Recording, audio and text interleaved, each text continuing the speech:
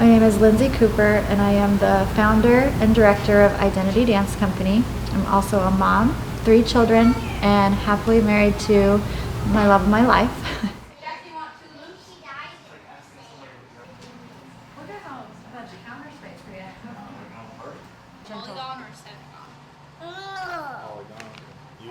I remember leaving on a women's retreat at my church, and we were there, and it was an evening, one of the nights of the retreat, where a friend of mine got up and was saying what had happened to her, that she had been actually trafficked right here in Lane County, and she had had some pretty terrible experiences. And she didn't say the word traffic, but she was describing what had happened to her and some of the things that was said to her, and the things that were like that to coerce her and stuff like that. And it just literally everything came up to like right here in my throat, and I just said to myself, that's what happened to me. Actually, when I was 20, I vowed that I would never dance again. My roommate at the time told me about this job that she had done, and she said, oh, it's so great because you get to travel all over. You just do some paperwork for this guy. He's a traveling salesman. You know, when she said that I'd be able to just kind of start something new for myself, I was hooked. I said, okay, I'm in. We arranged a lunch at McMiniman's North Bank right here in Eugene. It seemed as if he cared about me and wanted me to have what I needed. We went to Colorado first. Also come to find out when we arrived at the hotel that there would be no separate hotel rooms. So I call my roommate, the one that had given me his name and had done this before. So I thought, I'll get her advice. So I call her, and she says to me, oh yeah, that's just part of the deal. I did know that what she was saying was, it's not a big deal. Don't worry about it. Just kind of shut off when that is happening and have fun. And she said, you know, remember, you get paid all this money and you get to go to all these places, and you wanted to get out of the state. Like, this is perfect. But he started getting very angry. He started being very controlling. He said I could call home whenever and my parents could call me whenever, and that was not the case. But over the course of 4 months, as things kind of get more intense and worse, we went to 16 different states. We were traveling all the time. I really was doing his paperwork at night, but I was also ironing his clothes, doing his laundry, setting tanning appointments, and just do what he wanted when he wanted.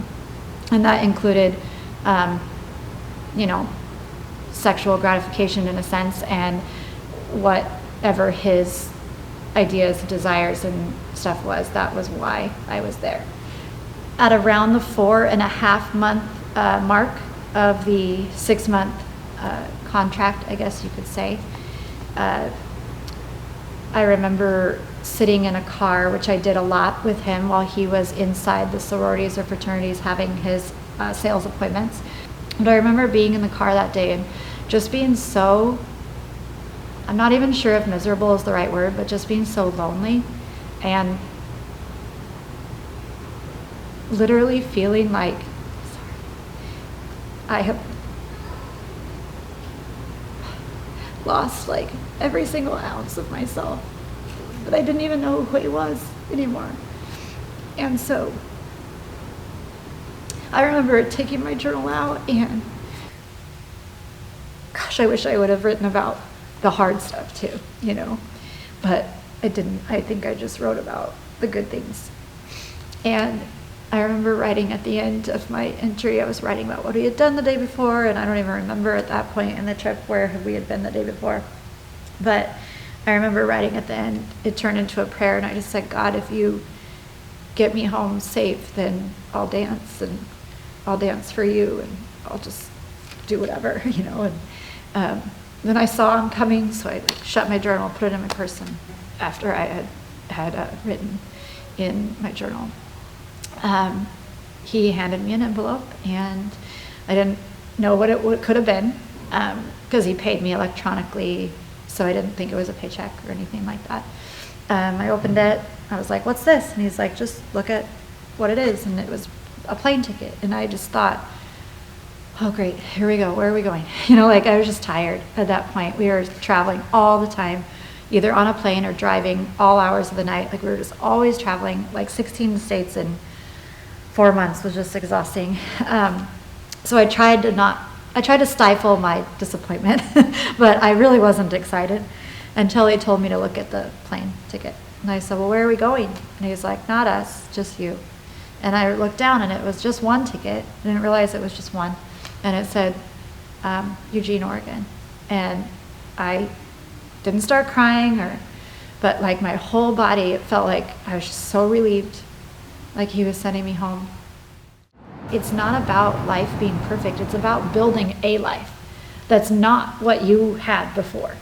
But I know with my whole heart that you go through things, sometimes not just for yourself, but for other people. And I look at the kids that come in our studio and the older dancers that we work with day in and day out, and I just think if I can just give them a place where they're accountable, that they just keep showing up, that they just have like something that gives them the confidence that if some yahoo, like the guy that approached me and wanted to do all that, they'd be like, no, I don't need that. I'll give you a hint for Pervasive. that's good. How about we all say it? Pervasive. And what does it mean? Somebody raise their hand. Keep trying. Keep running.